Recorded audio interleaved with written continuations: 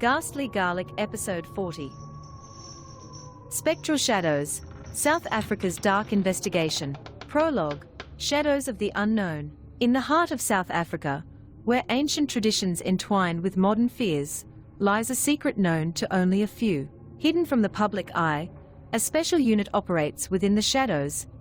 A group of investigators dedicated to uncovering the truth behind the supernatural occurrences that plague the land. These officers are not ordinary.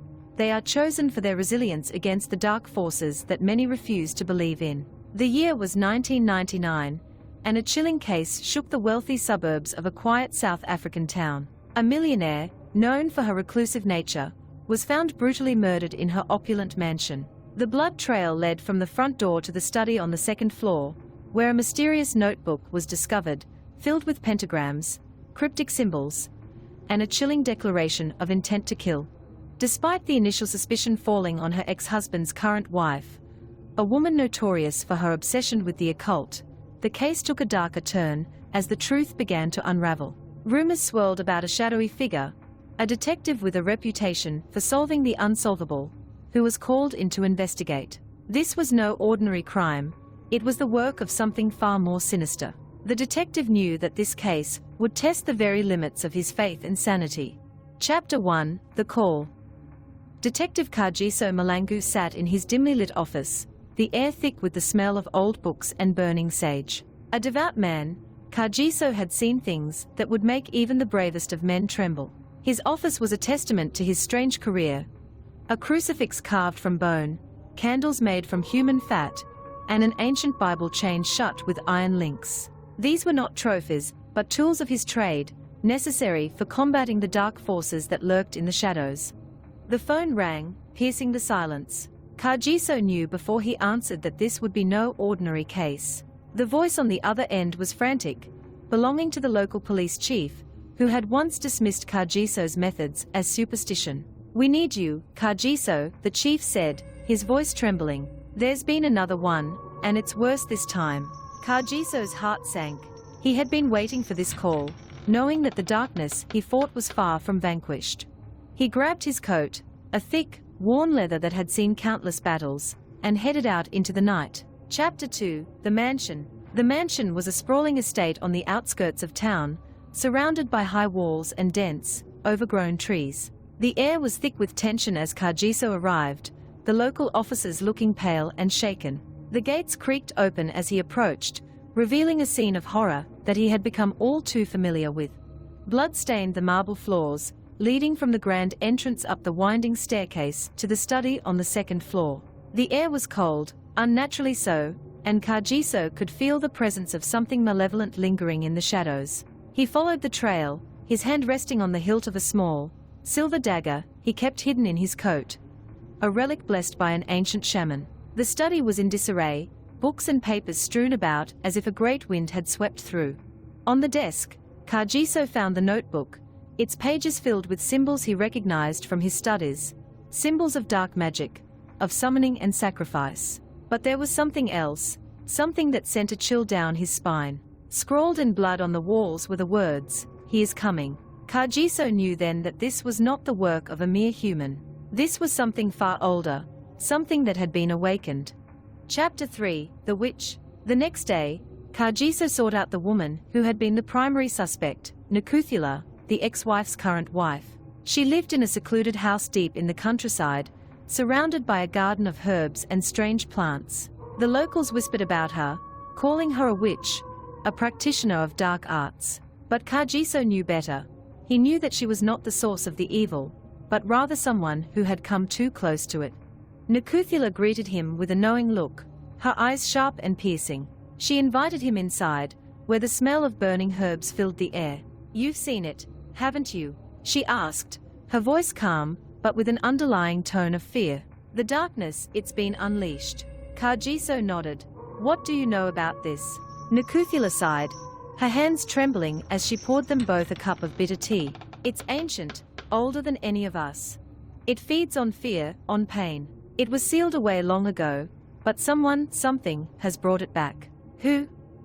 Kagiso pressed, his mind racing. "Who would do such a thing?" Nkuthula shook her head. "I don't know. But I do know this. It cannot be stopped by any ordinary means. You will need help, and I may be the only one who can give it. Chapter 4, The Ritual. Kagiso and Nakuthula worked late into the night, preparing for the ritual that would allow them to confront the entity that had taken hold of the mansion. Nakuthula drew intricate symbols on the floor, using a mixture of herbs, ash, and blood. Kagiso recited ancient prayers, his voice steady, but with a hint of desperation. As the clock struck midnight, the air in the room grew heavy, and the candles flickered wildly. Kagiso could feel the presence of something powerful, something angry. The shadows on the walls twisted and writhed, and the temperature dropped sharply. Suddenly, the room went dark, and a voice, deep and guttural, echoed through the space. "You dare summon me?" Kagiso stood his ground, his hand clutching the silver dagger. "I do not fear you," he said, though his heart pounded in his chest. "Show yourself." The shadows coalesced into a form, a tall, menacing figure with glowing red eyes and a twisted, inhuman face. The air crackled with dark energy as the entity stepped forward, its presence overwhelming.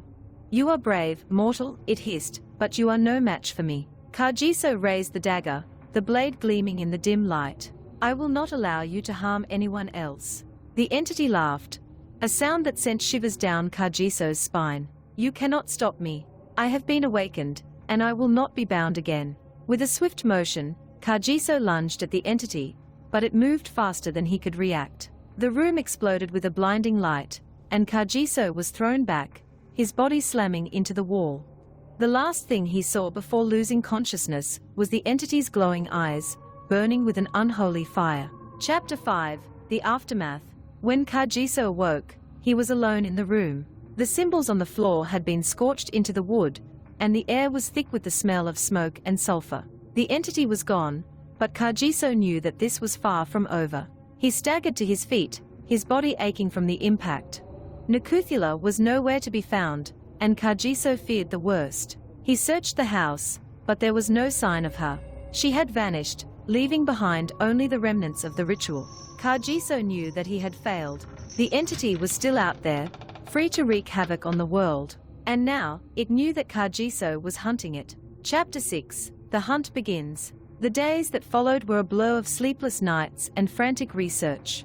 Kagiso scoured every text, every ancient tome, looking for a way to stop the entity. But the more he learned, the more hopeless the situation seemed. The entity was ancient, far older than any human civilization. It had been sealed away by a powerful shaman long ago, but the seal had been broken, and now the entity was free to roam the earth once more. Kagiso knew that he could not do this alone. He needed help, and there was only one person he could turn to, an old friend, a shaman who had once been his mentor. Chapter 7, The Shaman. The shaman, a wise and elderly man named Thabo, lived in a remote village, far from the prying eyes of the modern world. Kagiso made the long journey to his home, desperate for answers. Thabo greeted him with a warm smile, but his eyes were filled with concern. "You look troubled, my friend," he said, guiding Kagiso inside. Kagiso explained everything that had happened, from the murder at the mansion to the failed ritual. Thabo listened quietly, nodding as Kagiso spoke. "This is a powerful entity," Thabo said when Kagiso finished. "One that cannot be defeated by ordinary means. But there is a way, a dangerous way, but it may be our only hope." "What is it?" Kagiso asked, his voice filled with determination. Thabo took a deep breath. "We must travel to the spirit world and confront the entity there. Only then can we hope to bind it once more." Kagiso felt a chill run down his spine. The spirit world was a place of immense danger, where the living did not belong. But he knew that he had no other choice. Chapter 8, The Journey. The journey to the spirit world was unlike anything Kagiso had ever experienced. Thabo guided him through a series of rituals, each one designed to separate their spirits from their bodies and allow them to enter the realm of the dead. As they entered the spirit world, Kagiso was struck by the eerie silence that surrounded them. The air was thick with fog, and the ground beneath their feet was cold and lifeless. Shadows flickered at the edges of his vision, and Kagiso could feel the presence of countless spirits watching them. Thabo led the way, his movements confident and sure. Kagiso followed closely, his senses on high alert. They walked for what felt like hours, the landscape around them shifting and changing as they moved deeper into the spirit world. Finally, they reached their destination, a vast, dark chasm that seemed to stretch on forever. Thabo stopped at the edge, his expression grim. "This is where the entity resides," Thabo said. "We must be careful. One wrong move, and we could be trapped here forever." Kagiso nodded, his grip tightening on the silver dagger. Together, they stepped into the chasm, descending into the heart of darkness. Chapter 9, The Final Confrontation. The air grew colder as they descended, and Kagiso could feel the entity's presence growing stronger with each step. The shadows around them twisted and writhed, and the sound of whispers filled the air. At the bottom of the chasm, they found the entity waiting for them. It had taken on a more solid form, its glowing eyes burning with hatred. "You have come to die," the entity hissed, its voice echoing through the darkness. Thabo stepped forward, his voice calm and steady. "We have come to end this," he said, raising his hands in a gesture of power. The entity laughed, a sound that sent shivers down Kagiso's spine. "You cannot defeat me. I am eternal." Thabo began to chant, his voice rising in a powerful incantation. Kagiso could feel the energy in the air shift, the power of Thabo's words pushing back against the entity's darkness. But the entity was strong, and it fought back with a fury that shook the very ground beneath them. The shadows closed in, and Kagiso knew that they were running out of time. With a cry of determination, Kagiso lunged at the entity, the silver dagger gleaming in the darkness. The entity roared in anger, its form flickering as Kagiso's blade struck true. But it was not enough. The entity lashed out, its power overwhelming Kagiso. He could feel his strength fading, the darkness closing in. Just as he thought all was lost, Thabo's voice rose to a crescendo, and a blinding light filled the chasm. The entity screamed in pain, its form dissolving into the light. Kagiso collapsed to the ground, his body trembling with exhaustion. When he looked up, the entity was gone, and the chasm was filled with a peaceful silence. Chapter 10, The Return. Kagiso and Thabo returned to the world of the living, their spirits reuniting with their bodies. The journey had taken a toll on both of them, and Kagiso could feel the weight of what they had done. But the entity was defeated, and the world was safe, at least for now. Kagiso knew that his work was far from over. There would always be darkness in the world, and it was his duty to fight it. But for now, he could rest, knowing that he had done all he could. As he walked away from Thabo's village, Kagiso looked up at the sky, the stars shining brightly above him. He knew that the battle was not truly over, that the darkness would return, and he would be there to face it. But for now, he could take comfort in the knowledge that, for a little while at least, the world was safe. Epilogue. A new threat. Kagiso sat in his office, the air thick with the smell of old books and burning sage. The case was closed, but he could not shake the feeling that something was still amiss. His phone rang, and Kagiso answered it with a sense of dread. "We need you, Kagiso," the voice on the other end said, trembling with fear.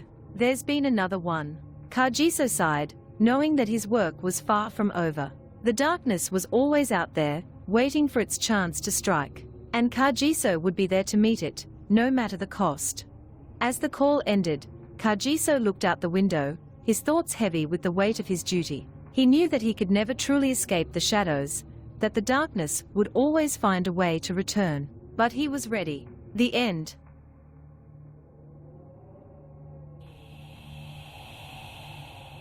Thanks for tuning in to our podcast. If you enjoyed our exploration of ghosts, mythical creatures, and urban legends, please share it with your friends. Don't forget to subscribe for more thrilling episodes. Until next time, my beloved listeners.